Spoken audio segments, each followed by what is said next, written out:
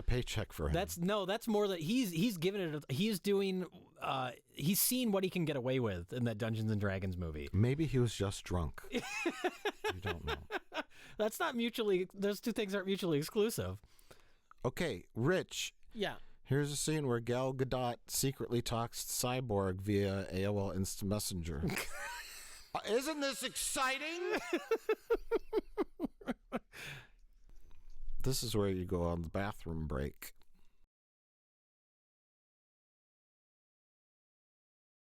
Hey, look, Toronto. It's most of the movie. My God, they all drive Mercedes. They're also rich. Jazz festival. I just look at details when I watch these movies. I like set design. I think that sign in the background there said hot yoga. Is that a thing? Hot yoga? I don't know. Maybe it said hot yogurt. There's nothing better than heated up yogurt. That's an idea that's 7 years ahead of its time. Warm yogurt? Oh, God.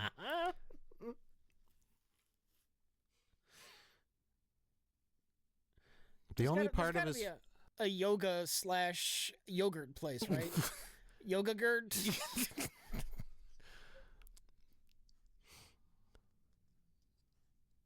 Oh, yeah, I'm getting sucked in by the dialogue.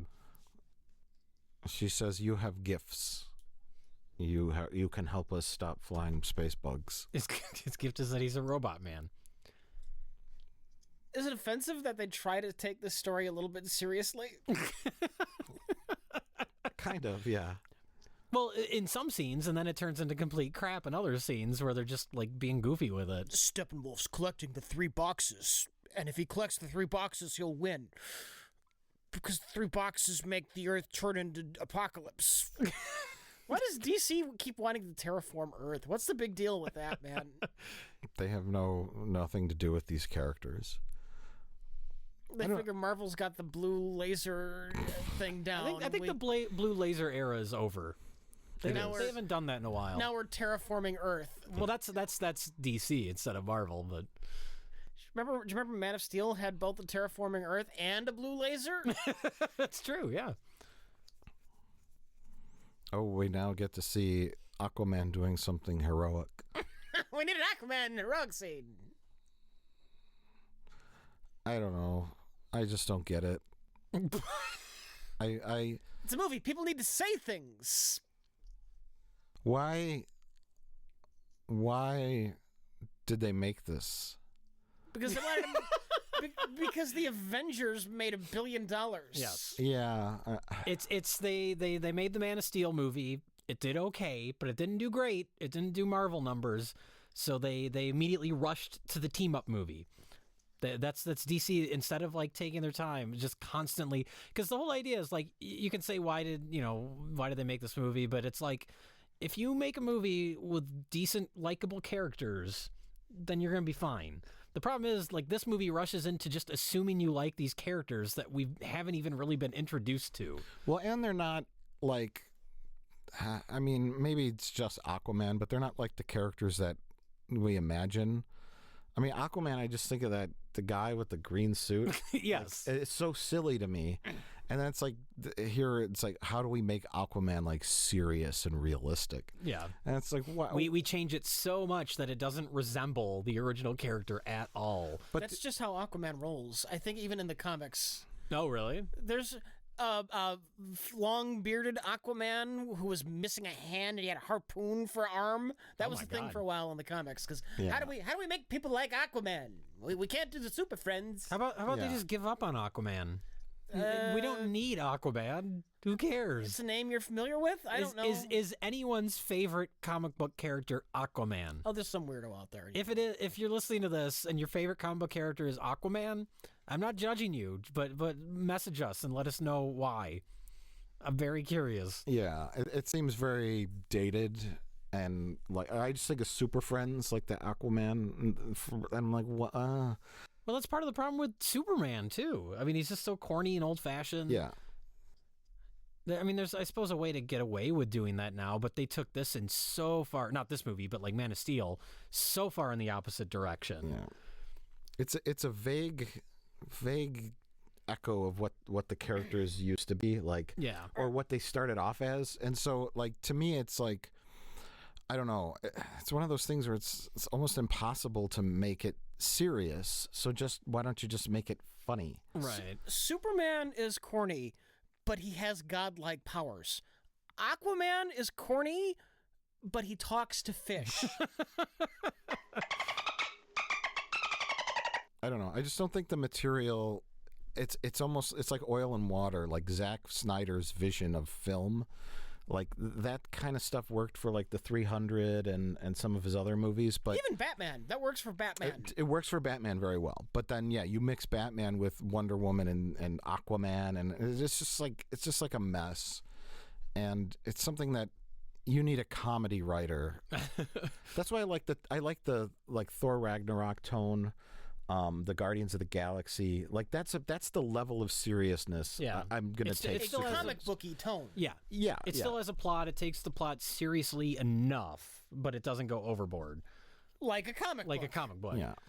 Well, you mentioned Batman. Like, I mean, that's what's happened with Man of Steel. Was like, we're gonna make a Superman movie with the tone of the Christopher Nolan Batman movies.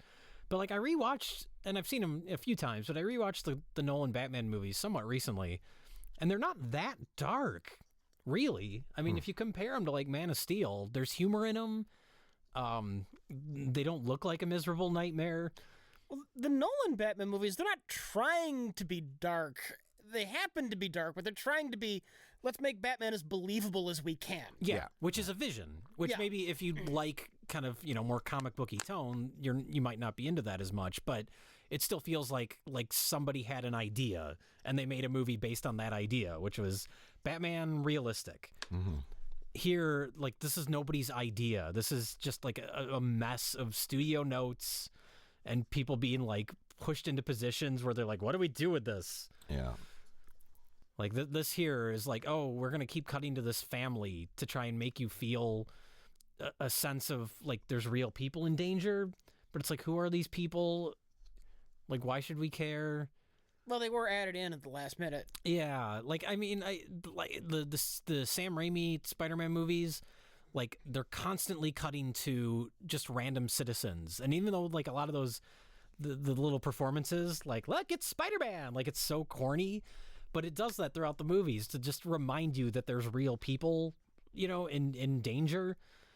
Yeah. And here, like, we don't see any of these people in this town. We just see that one little family in that one little house, and it's so like disconnected from everything else. To me, that's the rush and the excitement of a superhero movie. I think Sam Raimi in the first one really captured it, and even in the second one, more so in the second one. It's like you project yourself into the movie, like you want to be Spider-Man. You want to.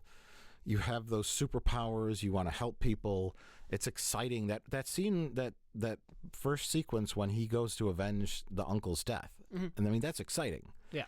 And then he's saving the people that are hanging from the cable car. Mm-hmm. And so there's those like, and even the balloon parade. He's at the balloon parade, and then the Green Goblin shows up. And he's flying around, and there's like an explosion, and they have that shot, and all the people are running away, and the only one who's standing there, like facing the danger, is Peter Parker. And so you got to visually remind you of what his importance is. Yes, and then so now they'll throw in a couple of things where like, oh, so and so saves these people that are trapped in this elevator, and pick them up, but it's not about that anymore. It's just about people fighting each other and monsters wanting to terraform the earth. And so I think for me, like, that's why I just don't care anymore. And this is having J.K. Simmons in this is horribly distracting. Yeah. He's J. Jonah Jameson, speaking of Spider-Man. He's not a good James Gordon. No. Well, it's also, remember, there was like, I don't know if his Instagram or maybe it was like Zack Snyder's Instagram, but like when the movie was still in production, there was like a picture of him like pumping iron of J.K. Simmons. And he had like old man guns. Like, he looked buff. And I was like, is that related to the movie? But then he's just in a trench coat for the whole movie. Like, was that just unrelated? It was so weird. where it felt like they were posting that to say, like, he's going to be a badass in this movie. And then he's just Commissioner Gordon. Yeah. Commissioner Gordon is a fine character, just not in this movie. He's a non-character in this movie. Right. Yes. He was better as, what's his face? There's been multiple Commissioner Gordon. The last one. Gary Oldman? Gary Oldman. Yeah, Gary Oldman. Oh, yeah, he's good in those movies. I like all those movies. I know people give Dark Knight Rises shit, but I like that movie. They're all good. They're all good. Weakest part is Christian Bale. Well, Christian Bale's his voice, the Batman voice. Him as Bruce Wayne, I think is fine. Are you laughing at the visual? Is Ben Affleck kind of jumping down in slow motion? It just looks silly. Well, you get all these people together and they just look silly when it's executed the way this movie is. Which is like these costumes were designed for the dark, contrasty Zack Snyder tone, and then they just like upped the brightness in post-production for the whole thing, so everyone just looks stupid. These costumes were not designed for people to be standing around having a conversation with a man in a trench coat. Right. Look, generic dollar store Chinese toy showed up. Robot Man! And the Flash. Like how Flash has his ears covered, but not his eyes. Does he wear goggles when he runs? No. Quicksilver wore goggles when he runs. You gotta protect your eyes. He protects his ears. The Flash has a magical force that excuses any kind of inconsistencies you can think of. Okay. If something doesn't make sense with the Flash, it's because of the speed force. Okay. Oh, thanks, Rich. Thanks for that. Why doesn't the friction make the Flash burn up? Oh, speed force did it. Isn't there some sort of dumb explanation as to why no one can recognize that Clark Kent is Superman? When he has the glasses, there's like a force field around him or something? Oh, there's been a number of different ones. He used to have hypnotic glasses. My favorite, though, is when he's Superman, and every time that he knows somebody's going to take a picture of him, he shakes his head real quick so it's blurry.